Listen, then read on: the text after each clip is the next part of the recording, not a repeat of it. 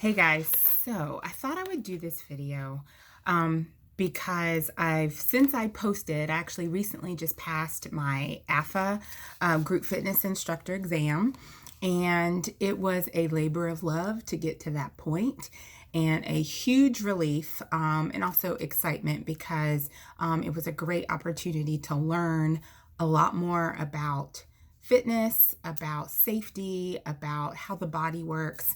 If you're a fitness instructor or if you want to be a fitness instructor, I just highly, highly, highly encourage that you take that next step and focus on passing this exam because I honestly feel like it's the best thing that I've ever done. And especially if if you're focused on fitness and you really want to help people reach their goals, you've got to understand this. You've got to understand how the body works. You've got to understand how to construct a safe class.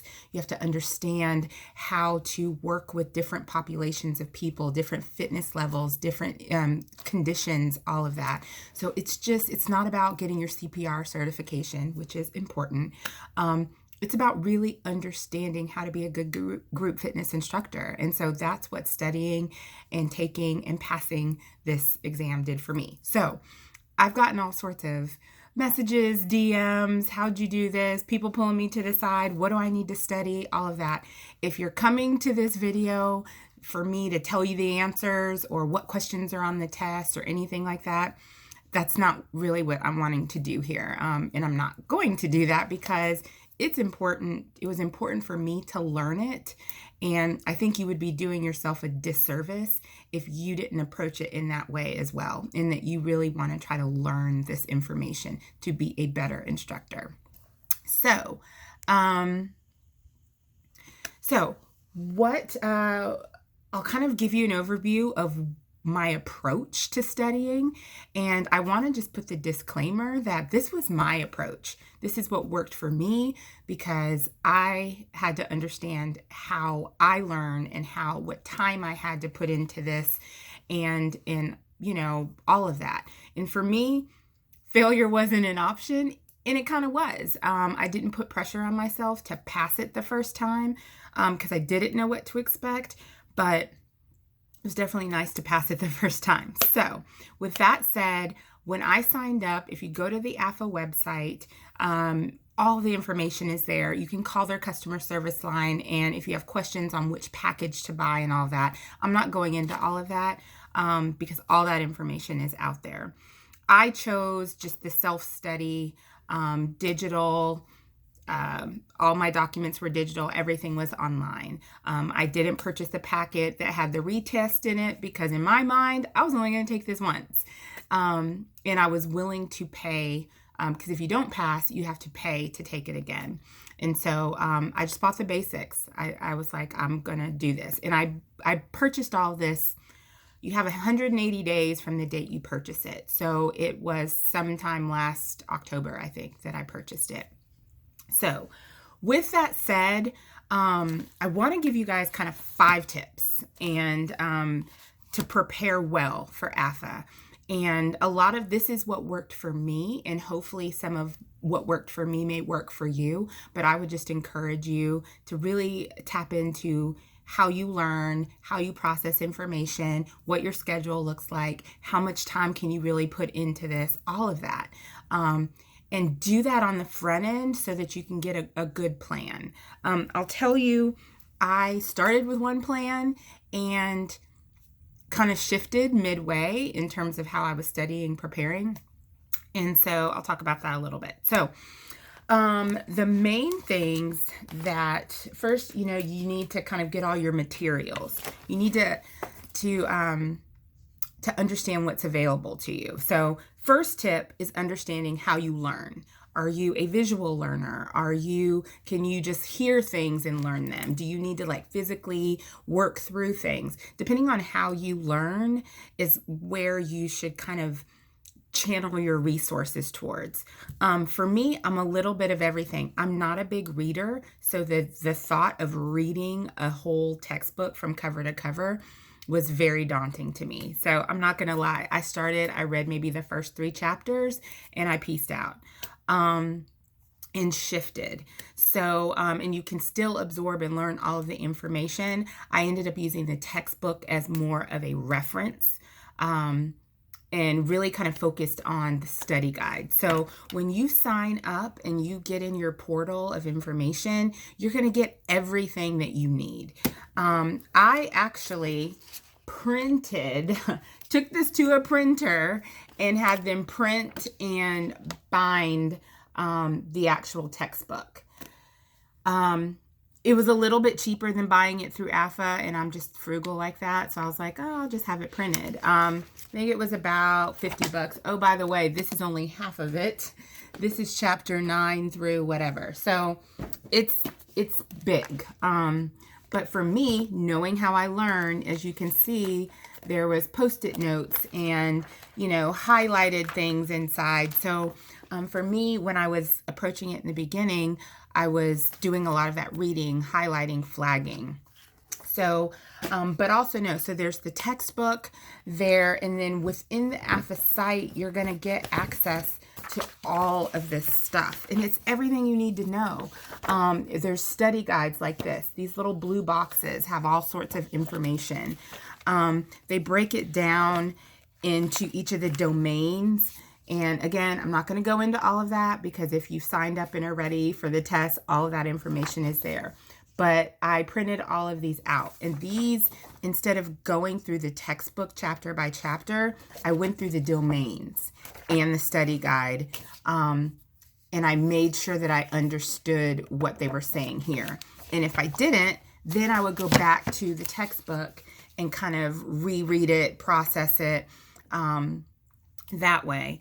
And then if I still didn't get it, I went to good old YouTube, because there's just all the information you ever need on YouTube. So went to YouTube, found a video, for example, how does the heart pump blood? If you Google that or go to YouTube, there's going to be all sorts of little videos that kind of help you understand the process of that. And you do need to know that. You need to know how our body works, how our muscular system, skeletal system, cardiovascular system, all of that works. People are trusting you as a fitness instructor to understand those things. So you can't just memorize it. You got to know it. So step 1, understanding how you learn. Step 2, making yourself aware of all the resources, which, like I said, once you sign up, you get this online portal. It has access to the textbooks, the study guides, videos. They call them lectures. They're usually like 3 or 4 minute videos that talk about the specific, areas of focus in that chapter. Go through all of that. As painful as it might feel like, take on a chapter a week, a domain every month or whatever. But I can tell you the first half of the book, which is more of the biological, the study of just how the body works, that personally took me a lot longer. It was recalling a lot of things that I hadn't really had to study in a long time.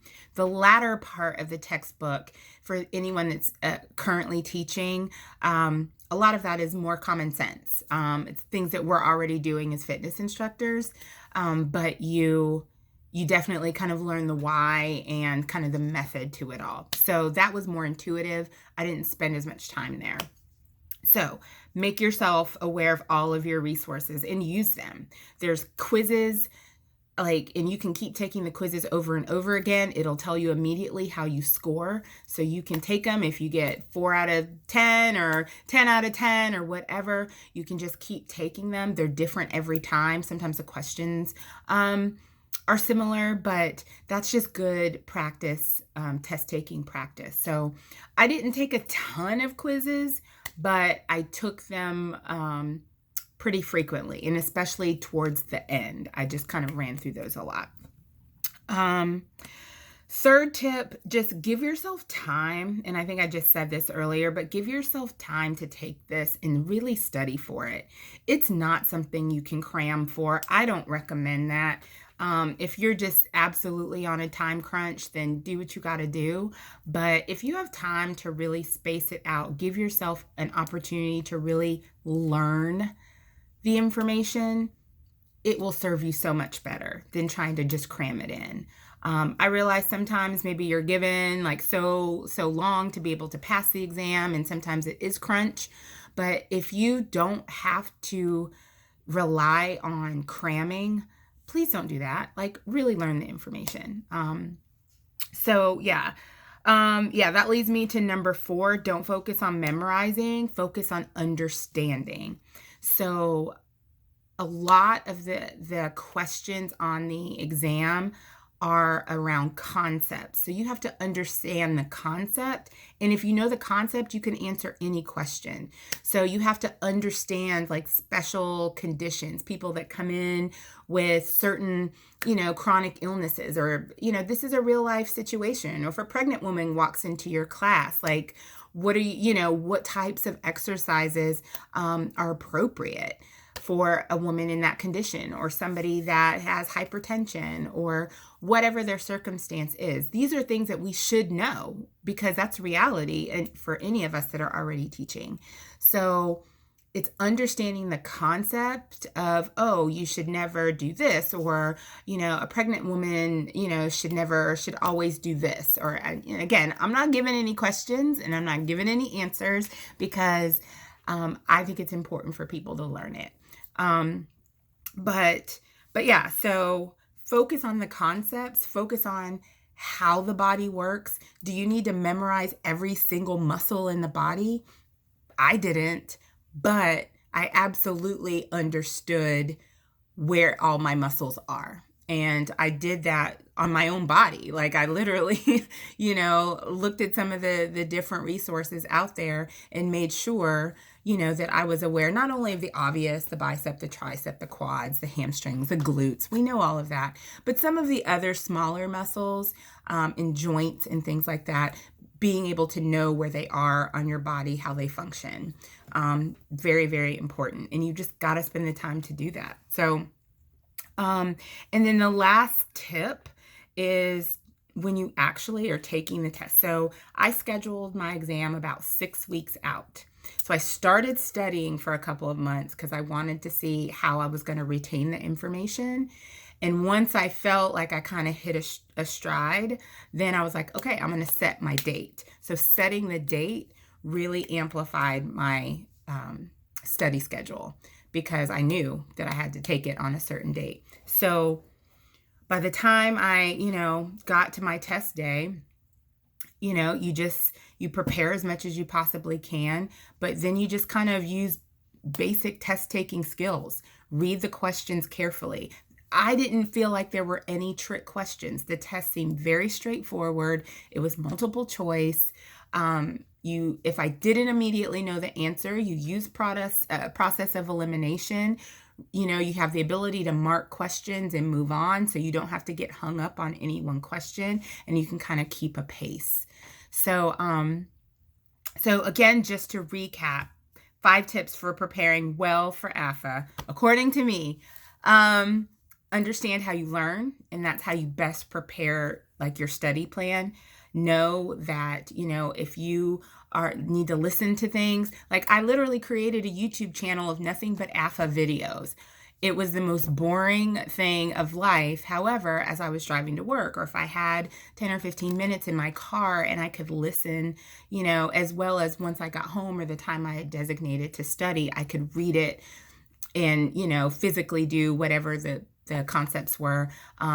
Just kind of hit myself at all different levels of learning. So understand how you learn.